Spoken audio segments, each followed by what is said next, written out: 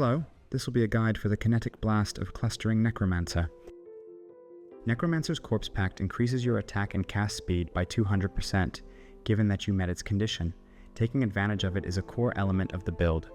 It requires consuming at least 50 corpses a second, which we can do by quickly spawning them with Desecrate and consuming with Volatile Dead of Seething. These skills are linked with Spellslinger, so that they are cast automatically each time you attack with any wand attack.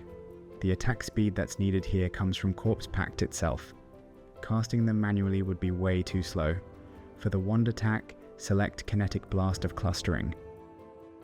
This skill pairs well with the Whispers of Infinity amulet that adds chaos damage to attacks the more maximum mana you have.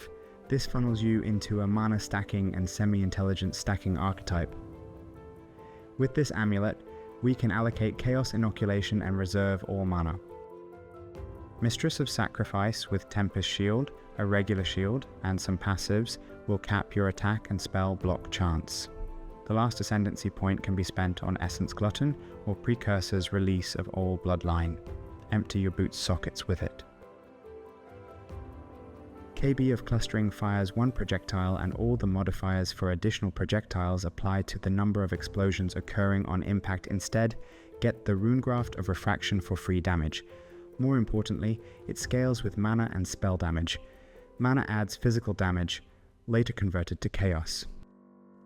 Pick up Ghost Reaver Keystone and any kind of leech for all the sustain that is needed. With mostly rare gear, you can easily achieve around 10,000 energy shield. That's already good enough defense, but it can be improved with block chance. Spell suppression is harder to cap. It's a very late game upgrade. Clear speed is as good as you can get. Remember about the Runegraft. Boss damage is more constrained by your budget. There are lots of factors at play here that you can work with. It's a low investment, well-rounded league starter. It can run on rare items only. Whispers of Infinity is semi-mandatory and semi-expensive.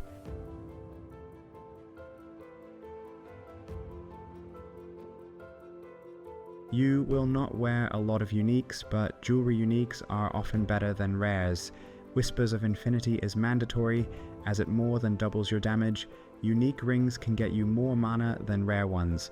Mana is a crucial source of damage for the KB of Clustering. Inward Eye Crown increases your ES, mana, spell damage, and damage in general. It's very efficient, but not as good as an expensive rare. Whispers of Infinity adds lots of chaos damage to attacks per maximum mana. There is no better amulet for this build. It also shifts all mana and life costs to ES. Put Shavron's Revelation in the right slot. It will grant you a lot of mana and some ES regeneration, but that's less important. The recovery issue is covered with Leech from the skill tree. Foulborn Kikazaru may grant you mana per level. At level 100, it grants 200 mana, and that's on top of other bonuses. Healthy Mind will increase your mana if you socket it near allocated life nodes near Cruel Preparation Cluster. You're sporting Clarity and Precision. On a Watcher's Eye, you want the maximum mana as extra ES, which is a Clarity mod. Precision has the crit multiplier or attack speed. On top of mana, you want lots of energy shield. You have Chaos Inoculation. So Intelligence is fitting if you can spare a suffix for it. It adds mana and increases maximum ES. You still have to get enough strength, dexterity, and cap resistances. Your type of damage is Chaos converted from physical mixed with regular Chaos damage. It is converted with a notable from a cluster jewel. Your damage relies heavily on critical strikes.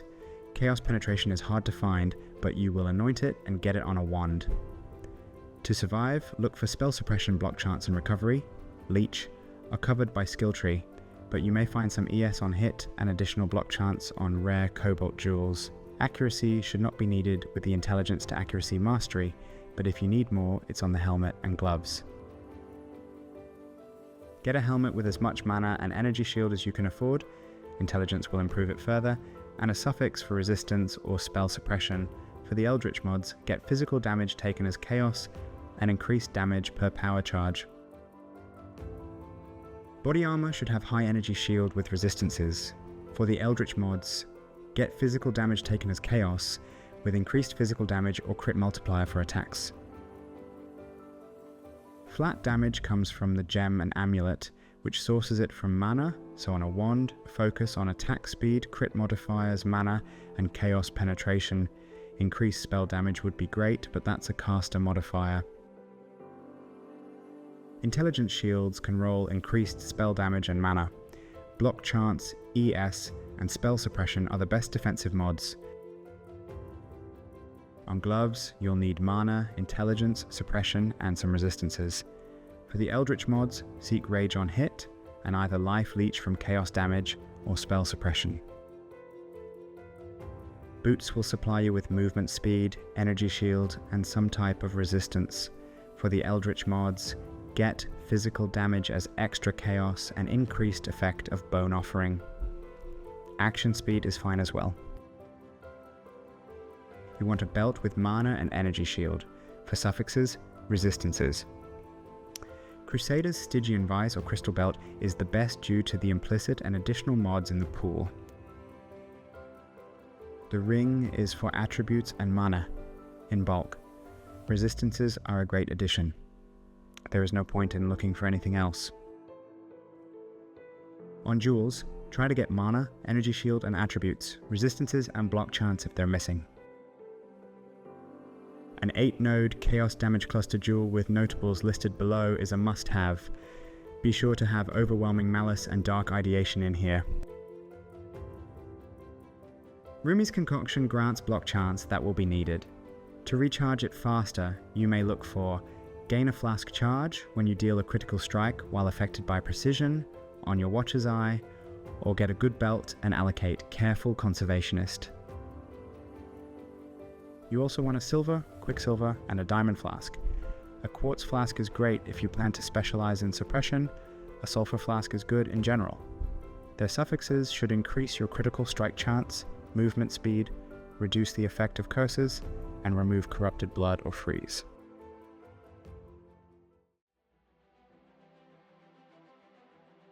Kinetic Blast of Clustering is a wand attack. This version adds physical damage based on your maximum mana. It is later converted to Chaos Link It with returning projectiles, Void Manipulation, damage on full life, Sacred Wisps, and increased critical damage. Assassin's Mark grants crit chance and crit multiplier against the marked enemy. Link it with Mark on hit support. Mark is triggered automatically against unique and rare enemies. With Spellslinger, linked spells are triggered whenever you attack with a wand. They reserve mana. This setup has Bone Offering and Tornado.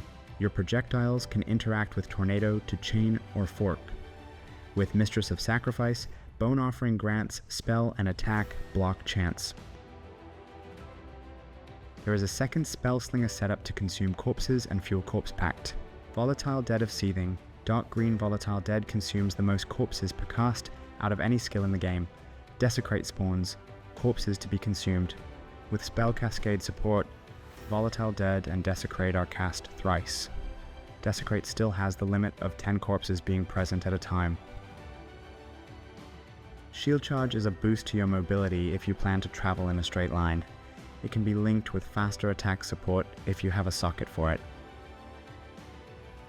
Use Tempest Shield for added spell block chance, making it easier to cap it at 75%. Makes you shock resistant too. Precision adds accuracy and increases crit chance. It reserves almost no mana. Clarity is here for the Watcher's Eye mod for more ES. You don't need mana regeneration at all, so keep it at level 1.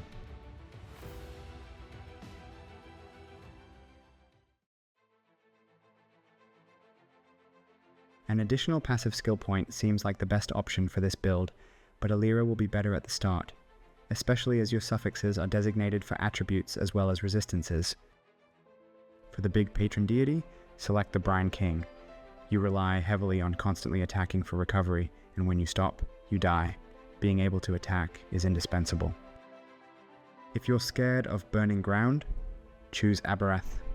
If not, Yugal, that combined with Consecrated Ground, or Kikazaru may render you hexproof. Gruthquil's a good third option. The passive skill tree will provide you with maximum energy shield, maximum mana, critical strike nodes, wand nodes, and power charges. Heart of Darkness cluster grants a lot of chaos damage and is easy to access. Utmost Intellect is also there. It has the mastery for intelligence per mastery allocated that you should go for. For the wand masteries, get reservation efficiency and an additional projectile. We only have 2 wand clusters allocated, so the mastery for accuracy must be gained from the accuracy cluster, which is on the right side of the skill tree. There, you'll grab Leech with Leech Mastery and Ghost Reaver. Mark the prey with Mastery for frenzy charges and Split Shot notable. If you have points to spare, get the Suppression cluster and the Critical Strike cluster nearby, and don't forget about Chaos Inoculation. That's all. Thank you for watching. Like the video and subscribe to the channel. Bye.